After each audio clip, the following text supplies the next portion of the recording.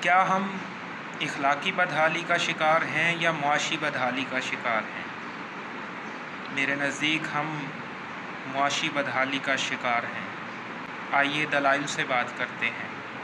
اگر ایک مجبور ماں سڑک پر اپنی بچی، نوجوان بیٹی چند روپوں کی خاطر بیچنے کے لیے تیار ہے تو اس کا مسئلہ اخلاقیات نہیں بلکہ معاشیات ہے۔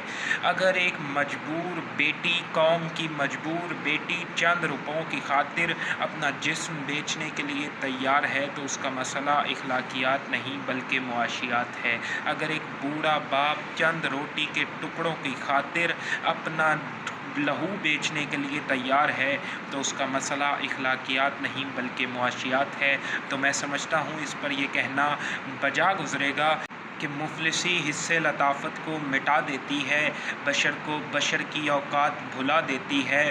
آؤ اس ماں کی زبانی بھی کوئی بات سنے، روز بچوں کو جو بھوکا ہی سلا دیتی ہے، اس کے دامن پہ لگے داغ یہی کہتے ہیں، بھوک تہذیب کے آداب مٹا دیتی ہے۔